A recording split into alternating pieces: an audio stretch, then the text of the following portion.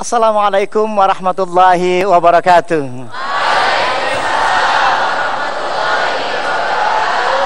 Alhamdulillah, asyhadu an la ilaha illallah wa asyhadu anna Muhammad Rasulullah. Allahumma salli wa sallim wa barik ala sayyidina Muhammad wa ala alihi wa sahbihi ajma'in. Bagaimana keadaan hari ini? Sehat semuanya? Ceria, santai, kita akan dapatkan ilmu pengetahuan. Insyaallah kita akan bersama-sama mendengarkan kisah-kisah menarik dari Rasulullah SAW yang akan disampaikan oleh profesor kita, yaitu Bapak Mahfuz, yang sudah kita kenal selama ini, Ketua MK. Dan insyaallah pengetahuan beliau yang akan kita serap bersama-sama, tapi dengan santai. Wajahnya harus bahagia karena kita akan menjelang Ramadan nanti, persiapan menyongsong Ramadan. Insyaallah beliau akan bincangkan, ngobrol-ngobrol tentang inspirasi. Assalamualaikum warahmatullahi wabarakatuh. Pak Mahfuz. Alhamdulillah. Ini asli dari Pamekasan ya Pak ya? Dari Pamekasan. Pamekasan ya. Pamekasan. Alhamdulillah, kami juga, nenek saya berasal dari Sumeneb tapi nyebrang lagi. Ya. Namanya Talango. Ya. Insyaallah kita ketemu Madura lagi hari ini. Sama darinya. Sama darinya. Oke. Pak Mahfuz, kita ingin menggali sesuatu yang sebenarnya nilai-nilai dalam Islam itu luar biasa. Iya.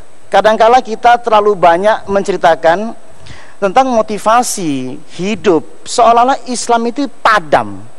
Padahal Nabi, betapa banyaknya kalimat-kalimat, hadis-hadis atau kisah-kisah yang sesungguhnya bisa bikin cetar membahana. Tapi seolah-olah kita menjadi, ketika bicara Islam, menjadi tidak ada sesuatu.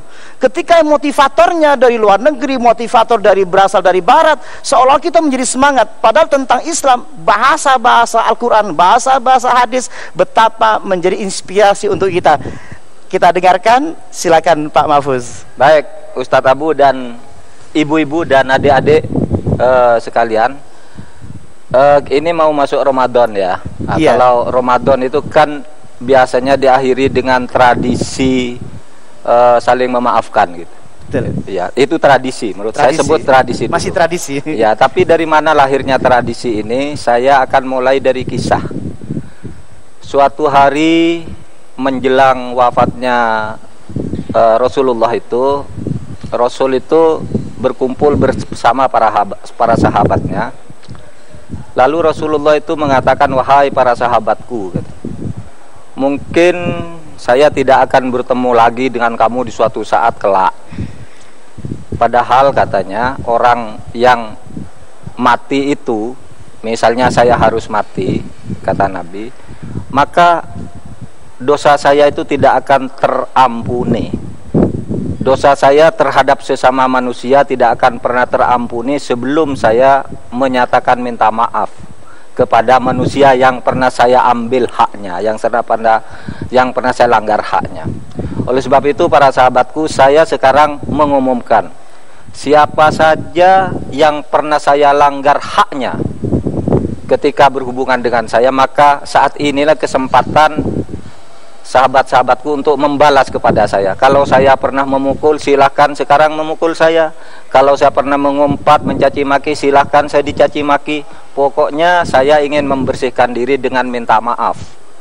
Kalau permintaan maaf itu harus didahului dengan pembalasan, silahkan balas. Tiba-tiba ada seorang bernama Akasah berdiri. Saya akan balas dendam sekarang karena engkau pernah menyakiti saya, kata si Akasah ini kepada Nabi Muhammad. Para sahabat kaget. Akasah, apa kamu sadar mengatakan itu? Iya, saya sadar. Tidak mungkin Muhammad Rasulullah ini orang yang tidak pernah menyakiti orang. Binatang mau mati saja ditolong, apalagi sampai menyakiti hatimu, sampai memukul kamu. Kata si Akasah, saya yang tahu. Oleh sebab itu sekarang saya mau minta kesempatan untuk membalas Nabi Muhammad. Apa yang pernah saya lakukan? Kata Nabi Muhammad kepada Akasah, engkau dulu pernah mencambuk saya. Nabi Muhammad tidak pernah mencambuk. Kapan? Katanya.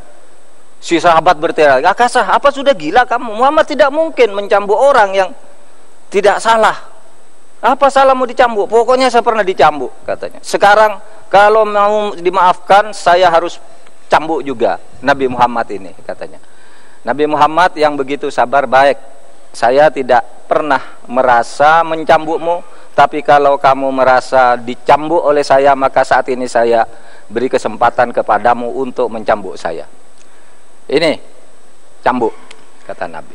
Silakan. Para sahabat, sudahlah, saya aja yang ganti, kata para sahabat itu. Ya, saya aja yang dicambuk. Muhammad tidak mungkin. Tidak mungkin Muhammad itu pernah mencambukmu. Tidak, saya mau membalas, katanya. Silakan, silakan, kata Nabi Muhammad. Lalu si Akasah itu datang membawa cambuk itu, lalu bilang, buka perutmu. Muhammad, kamu dulu pernah mencambuk perutku. Baik, kata Nabi Muhammad. Lalu dibuka perut Nabi Muhammad itu, lalu si Akasah itu cambuknya jatuh, lalu dipeluk perut Nabi Muhammad. Dipeluk. Nabi, tidak mungkin engkau ini pernah mencambuk orang. Saya tidak pernah dicambuk olehmu. Saya sekarang hanya ingin melihat perutmu yang selalu lapar. Perutmu yang sangat halus inilah yang akan mengantarmu masuk ke surga, karena setiap kamu punya rezeki selalu berikan makanan kepada orang-orang yang lapar. Jadi saya ini sekarang menyatakan ingin mencambukmu karena saya ingin mencium perutmu yang sangat mulia ini. Sehingga Akasah nangis begitu. Kemudian sesudah itu menyatakan, saya tidak mencambukmu karena engkau tidak pernah mencambukku, tapi saya sudah puas mencium dan melihat perutmu yang selalu membawamu, menemanimu di dalam kesabaran, dalam keadaan lapar setiap hari, karena engkau lebih peduli terhadap orang miskin. Nah, itu kisah. Tetapi yang terpenting apa dari kisah ini? Pertama, orang seperti Nabi Muhammad yang pada saat itu menjadi pemimpin besar, menjadi kepala negara di saat itu, tidak segan-segan untuk menyatakan minta maaf kepada orang kecil. Kalau kita nih di Indonesia mau lebaran kan, yang kecil yang datang minta maaf ke yang besar. Nabi Muhammad tidak, tolong silahkan saya dicambuk. Yang kedua, kenapa Nabi Muhammad itu merasa harus minta maaf meskipun dia sudah Nabi? Karena Nabi Muhammad pernah mengatakan seperti dirawatkan oleh Abu Hurairah. Ketika suatu saat Nabi Muhammad bertanya kepada sahabatnya, atadruna manil muflis? Tahukah engkau, wahai sahabatku, siapa itu orang yang bangkrut? Para sahabat menjawab, al-muflisu fina man la dirham lahu wa la difa'. Orang yang bangkrut itu, Nabi, adalah orang yang kehabisan uang dan harta di dalam perdagangan. Nabi menjawab, bukan. Orang yang bangkrut itu adalah orang yang datang kepada Allah di hari kiamat dengan membawa pahala sholat, zakat, puasa, bawa pahala yang banyak, tapi tiba-tiba di akhirat pahalanya itu dikurangi sampai habis, menjadi bangkrut. Karena apa? Karena sebelum meninggal dia telah berbuat salah kepada saudaranya dan tidak minta maaf sampai meninggal, sehingga dia membawa dosa itu. Nah, para hadirin dan para pemirsa di rumah, ini menjelang bulan Ramadan ya Ustadz.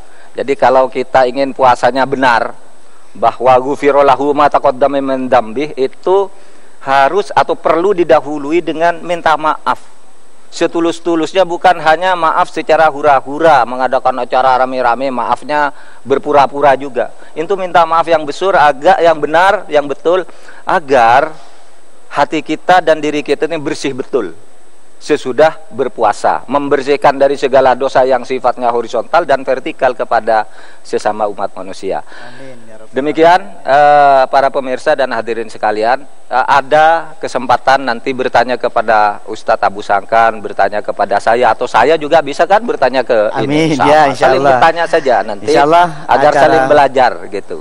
Baiklah, gitu. insyaallah akan kita lanjutkan setelah berikut ini.